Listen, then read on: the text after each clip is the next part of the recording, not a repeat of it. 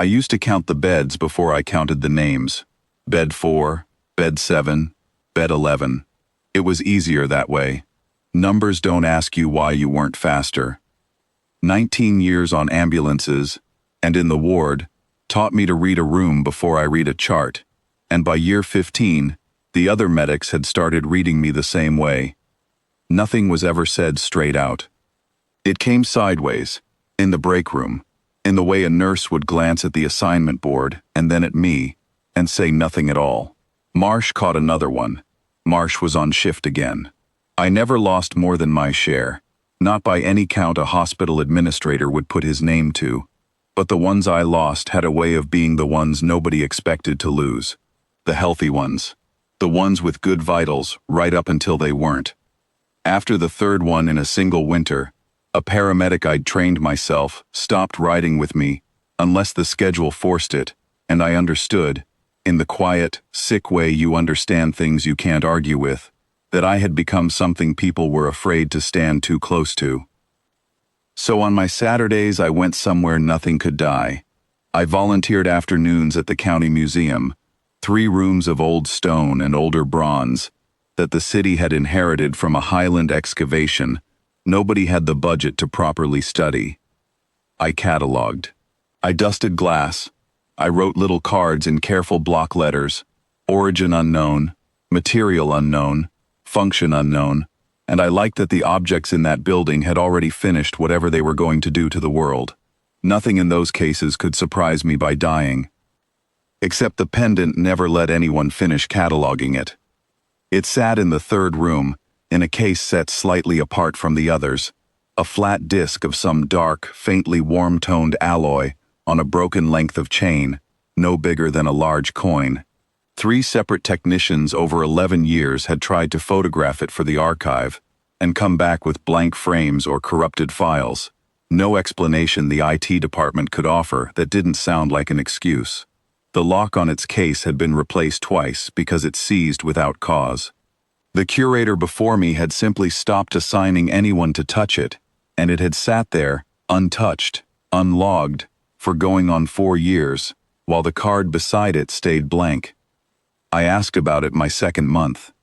The head curator, a dry, patient woman named Alette Wren, told me the case was cursed, the way anything unexplained gets called cursed by people who'd rather not think about it further, and left it there. I let it go. I had enough of my own things called cursed.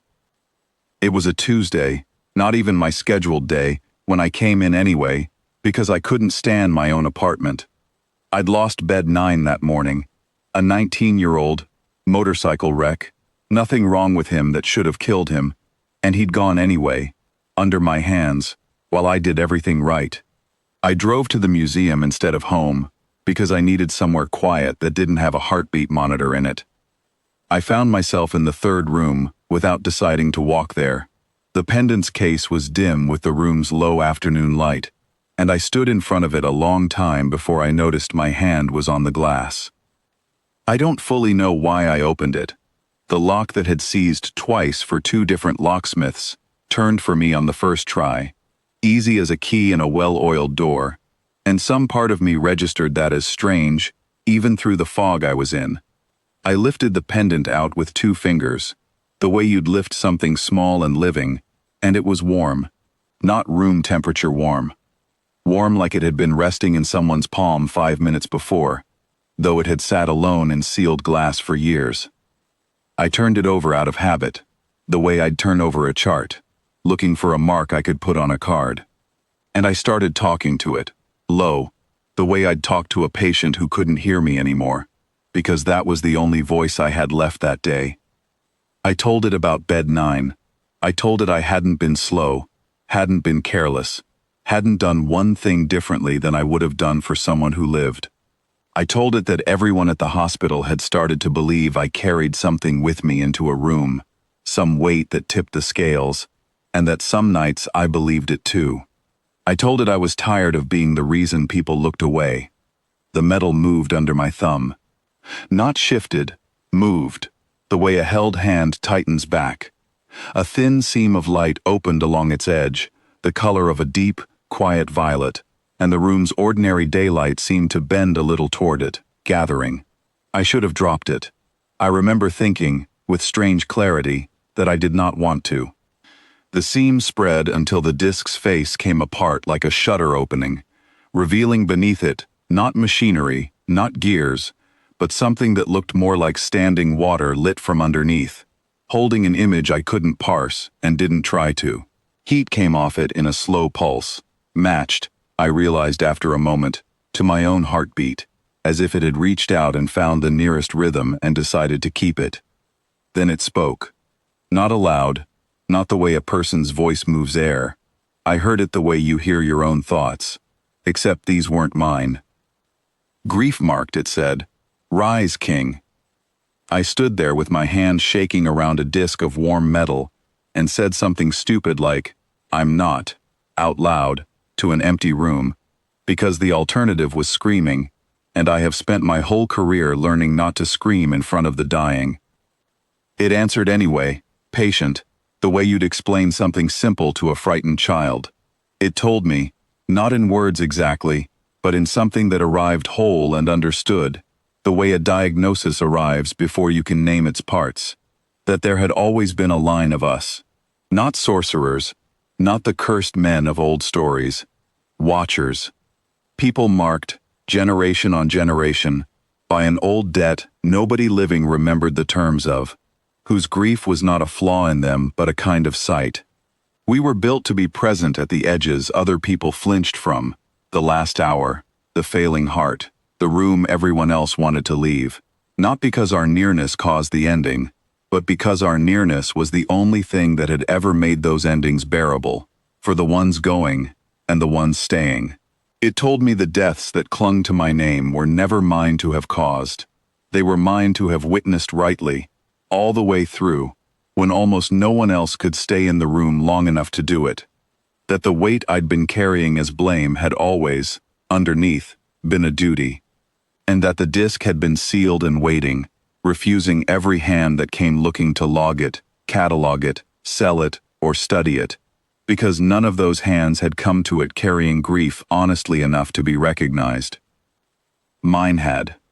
The light dimmed slow, the way a held breath lets out, until the disk was only warm metal again, closed, quiet, no different to look at than it had been an hour before.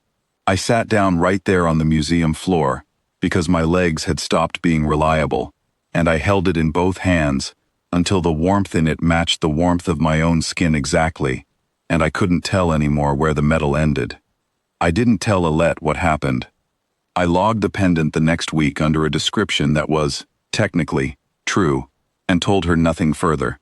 Recovered ceremonial pendant, dark alloy, provenance uncertain, in stable condition. She didn't ask why the case unlocked so easily for me afterward, or why the empty card finally had writing on it. I went back on shift that Friday.